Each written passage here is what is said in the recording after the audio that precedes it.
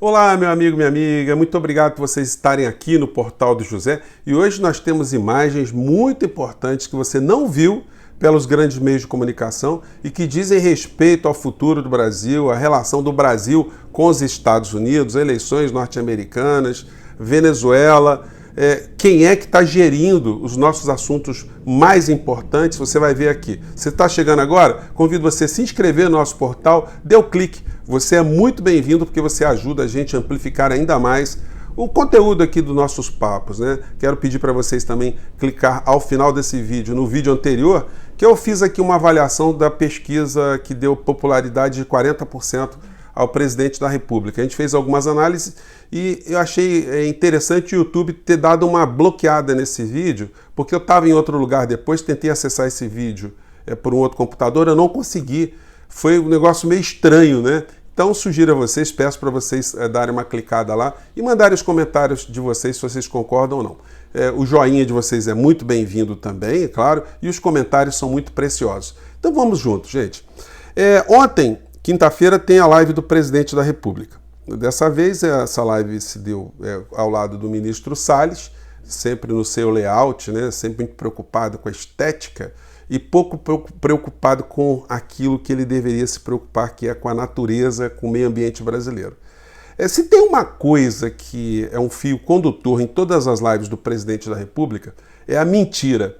É impressionante como é que mente, e as pessoas que estão dentro de um governo cujo presidente é um mentiroso, mentem também de uma forma descarada.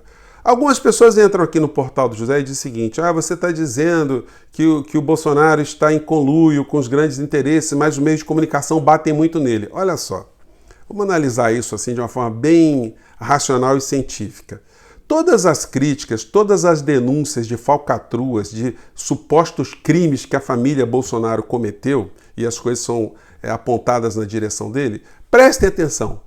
Dizem respeito a atos antes do mandato do presidente da República. Nenhuma dessas situações reveladoras atingem o atual mandato do presidente da República. E isso não é capaz de disparar um processo de impeachment contra o presidente da República. As mentiras que ele conta na live, ou nas lives, essas sim são crimes de responsabilidade. Quando ele deixa de agir a favor do povo brasileiro na questão da Covid, quando ele mente para o povo brasileiro dizendo que foi o STF, governadores, ele terceiriza a responsabilidade, quando ele está mentindo para o povo brasileiro, ele está cometendo crimes de responsabilidade.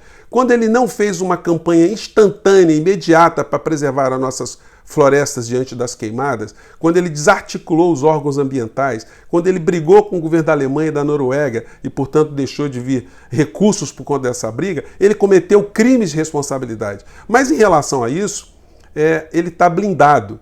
Eu digo sempre para vocês, os meios de comunicação fazem um papel de morder e assoprar, como diz o outro, né? Eles apresentam todos esses fatos relacionados a aspectos morais da família Bolsonaro e preservam o presidente da República no seu ponto nevrálgico, que é dentro do governo, à frente da política e à frente também da política econômica, que é terceirizada para Paulo Guedes. Esse sim, o grande representante dos interesses dos grandes meios de comunicação, das instituições internacionais, dos fundos de investimentos aqui no Brasil. É o homem que está fazendo todo tipo de negociata com o dinheiro público, com as empresas públicas, está vendendo na bacia das almas sem ter tido a procuração para fazer isso.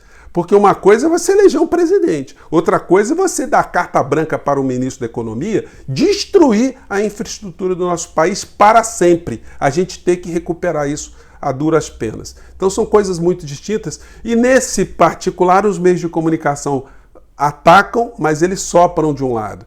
Eles atacam o Bolsonaro, mas eles não querem se ver livre da política econômica de Bolsonaro. Mesmo Bolsonaro sendo desgastado e sendo destronado da cadeira, vamos dizer assim, ou do trono presidencial, no seu lugar, pelas regras do jogo, entraria o Mourão, que é tão ruim ou pior do que Bolsonaro, com a diferença que sabe usar garfo e faca.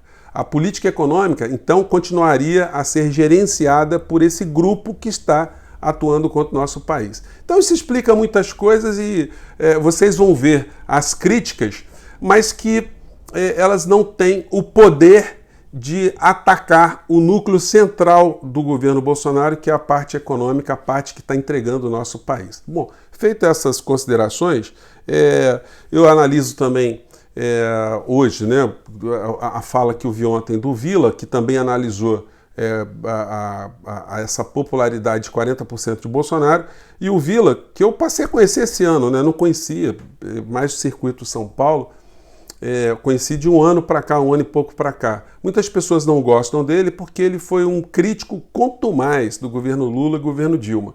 Mas é um historiador, eu consigo separar essas questões e ele faz análises muito interessantes, muito pertinentes sobre o governo Bolsonaro.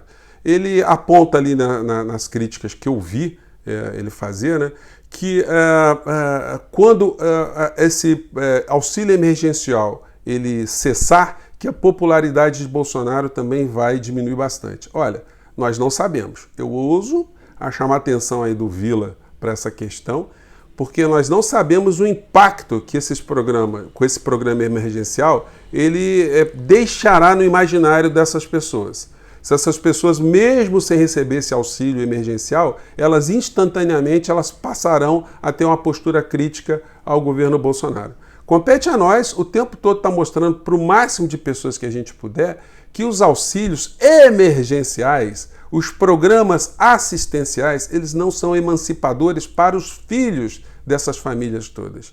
Não adianta ter um auxílio emergencial hoje e você não ter futuro para os seus filhos, não dar educação para os seus filhos, uma perspectiva para os seus filhos. E a gente tem que ter muito empenho em cada vez mais fazer com que as pessoas entendam que essas coisas estão se dando. Então, sobre essa questão da mentira do governo Bolsonaro, hoje está um artigo muito interessante do Nelson Mota. Está nos principais jornais, onde ele escreve, né? O título é Ignorância Gera Ignorância, que explica muito isso tudo que a gente está conversando.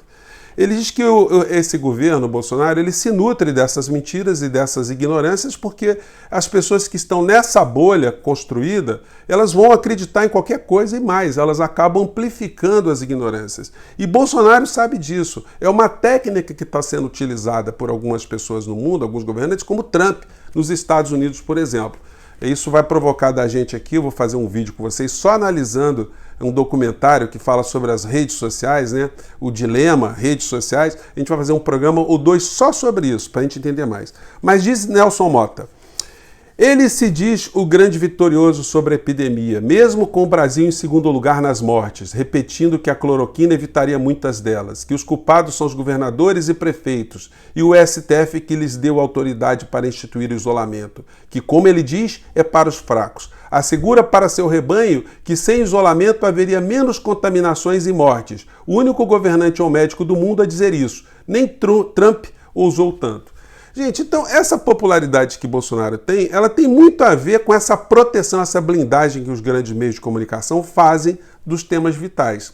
Nunca você viu, desde o começo da pandemia, nenhum meio de comunicação responsabilizar diretamente o presidente da República ou desmentir as mentiras que ele passa o tempo todo dizendo nas redes sobre a cloroquina, sobre a responsabilidade dos prefeitos, dos governadores, do STF. Nunca colocou ministros para falar disso exaustivamente, interpelar o presidente da República por conta dessas mentiras, denunciar que o presidente da República é o gestor da coisa pública no plano federal e ele virou as costas para o meio ambiente do nosso país. Logo, se as pessoas não estão informadas dessas situações de forma consciente, é isso que os meios de comunicação fazem, elas não podem estabelecer uma relação de causa e efeito. Que tudo isso está acontecendo no nosso país por conta do desastre mental que é o presidente da República. O Mandetta está dando entrevista para cima e para baixo falando desses assuntos aí e ele atesta como presidente da República, uma pessoa perturbada mentalmente, que achava que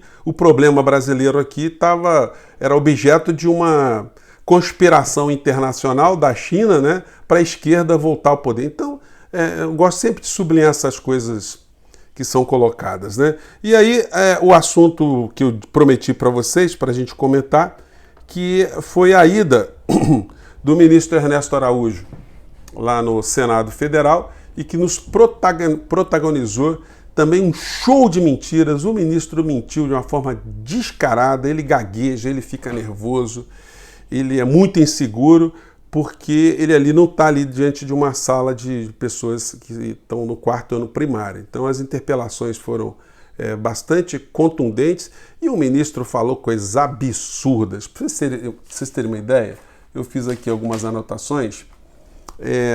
Ele disse o seguinte, que para explicar a relação dele do Brasil com os Estados Unidos, que os Estados Unidos é o único país que pode ajudar o Brasil a defender os interesses do povo brasileiro, que os Estados Unidos é o único país que pode ajudar o Brasil a cumprir a nossa Constituição Federal e que os Estados Unidos é o único país que pode ajudar a gente a defender a nossa independência nacional. Então, essa é a figura. Bom, e aí a gente vê o senador de Roraima, que convocou o ministro para ir lá, protagonizar a seguinte cena que você não viu em lugar nenhum. Então, observe, gente.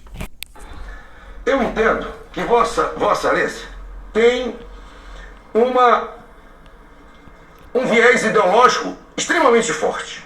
Extremamente forte. Então, essas várias perguntas que meus assessores fizeram, eu quero que pedir desculpa aos meus assessores, as pessoas que estão vindo de fora, mandando várias perguntas, eu vou suspender todas. E queria, ministro, 15 segundos. me dar um conselho, uma sugestão. Conselho, uma sugestão. Eu queria lhe dar um presente. Me permita. Aqui, nós temos duas bandeiras. Essa americana e essa brasileira. Essa aqui é nossa. Essa aqui que é nossa. Essa aqui que é do nosso coração. Essa que nós temos que abraçar. O americano já abraça bem a deles. Ele estiu ela em qualquer lugar. Então eu trouxe uma pro senhor. Um bandeira brasileiro. Vamos levar pra casa todo dia. Eu só não dou minha máscara porque eu não tenho.